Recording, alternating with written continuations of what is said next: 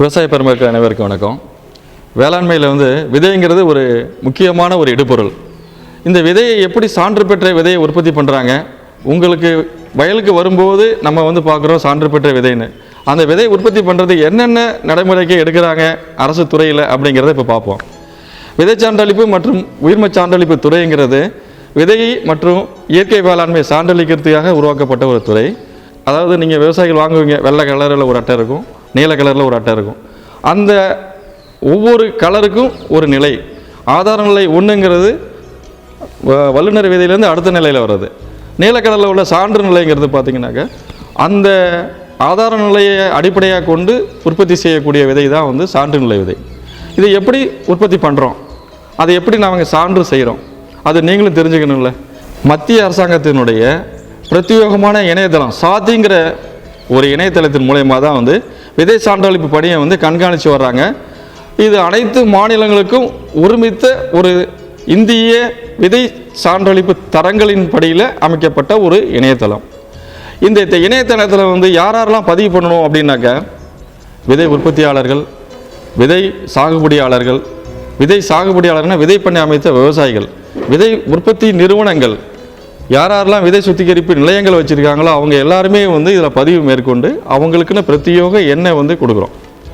இந்த பதிவை மேற்கொள்றது விவசாயி என்ன பண்ணணும் அப்படின்னாக்கா, இதுக்குன்னு பிரத்யேகமாக இருக்கக்கூடிய விண்ணப்பத்தை பூர்த்தி செஞ்சு அந்த விண்ணப்பத்தின் கூட அவருடைய அடிப்படை ஆதாரங்களான நிலத்தினுடைய அமைப்பு, அதனுடைய வரைபடம், நிலத்தினுடைய அமைப்புனா இங்கே வரைபடம், அவருடைய கைபேசி எண், அதனுடைய ஆதார் எண், பிரத்யேக ஆதார் எண், எந்த நிலைக்கு அவர் பதிவு பண்ண வந்திருக்கிறார், ஆதார நிலையா ஆர் சான்று நிலையா, எந்த அடிப்படை விதையை பயன்படுத்தியிருக்காரோ அந்த விதையினுடைய அட்டை, இதன் கூட விண்ணப்பத்தை பூர்த்தி செய்து அலுவலகத்தை சமர்ப்பிக்கணும்.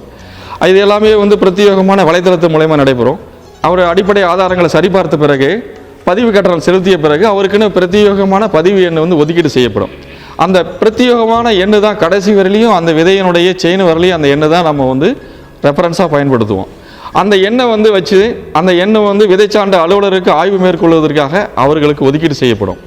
விதைப்பண்ணையை பூக்கும் பருவத்திலையும் முதிர்ச்சி பருவத்திலையும் 2 பருவங்களில் ஆய்வு மேற்கொள்கிறோம்.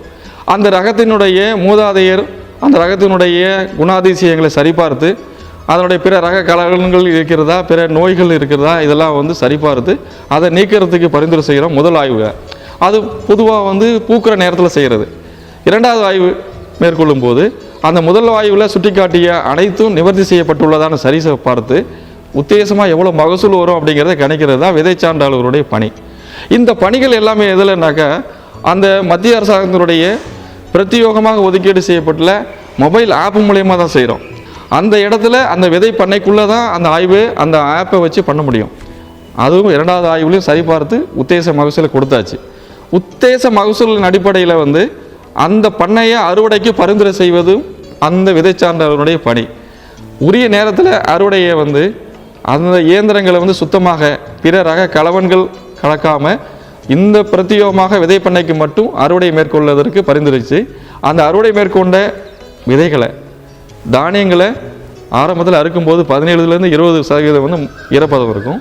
அந்த ஈரப்பதத்தை உலர்த்ததுக்காக அதாவது உலர்கலங்களுக்கு மாற்றம் செய்கிறோம். இறுதியாக 13% ஈரப்பதத்துக்கு இருக்கிற போது அந்த தானியங்களை நம்ம சுத்தி நிலையத்துக்கு எடுத்து செல்வது பரிந்துரைக்கிறோம். அந்த சுத்தி நிலையத்துக்கு கொண்டுட்டு வந்த பிறகு இதுக்காக பிரத்யேகமாக உள்ள சுத்திகரிப்பு இயந்திரங்கள் மூலயமா விதைகளை சுத்திகரிப்பு செய்து இறுதியாக சுத்திகரிப்பு செய்த விதைகளிலிருந்து மாதிரி எடுத்து அந்த மாதிரிகளில் பிற ரக கலவன்கள் எவ்வளோ இருக்கிறது, பிற களிமண், பதர், மற்ற இதர தூசுகள் இதெல்லாம் எந்த அளவுக்கு இருக்குது அப்படிங்கிற ஆய்வு மேற்கொண்டு அந்த ஆய்வின் அடிப்படையில் இந்த ஆய்வு முடிவுகள் எல்லாம் பார்த்திங்கன்னா இந்திய விதை சான்றளிப்பு தரங்களின் அடிப்படையில் அந்த ஆய்வு நடக்கும். இந்த மாதிரிகள் ஆய்வு செய்வதற்காக ஒவ்வொரு மாவட்டத்திலையும் விதை பரிசோதனை நிலையங்கள் ஒன்று இருக்குது. அந்த விதை பரிசோதனை நிலையத்துக்கு விதை சான்று அலுவலர்களாக எடுக்கக்கூடிய விதைகள் விதை சான்று உதவி இயக்குனர் மூலமாக அனுப்பப்படுகிறது. அங்கே அனுப்பிச்சு அந்த ஆய்வில் மேற்கொண்டு அந்த பரிசோதனை முடிவுகள் தரங்களின் அடிப்படையில் தேர்ச்சி பெறும் பட்சத்தில் அதை விதைகளாக அறிவித்து சான்றட்டை பட்டுக்கணியை மேற்கொள்கிறோம். அந்த சான்றட்டை கட்டுறது என்ன பண்ணுறோன்னா, இதுக்குன்னு புதிய கொள்கலன்கள், அதாவது சணல் சாக்குன்னா புது சாக்காக இருக்கணும், இல்லை கண்டெய்னர்னால் புது கண்டெய்னரில் அதுக்கு எந்த அளவு 5 கிலோவா 10 கிலோவா 25 கிலோவா என்ன ஸ்பெசிஃபிகேஷன் இருக்குதோ அந்த அளவுக்கு டேக்கில் வந்து பிரிண்ட் பண்ணுறோம்.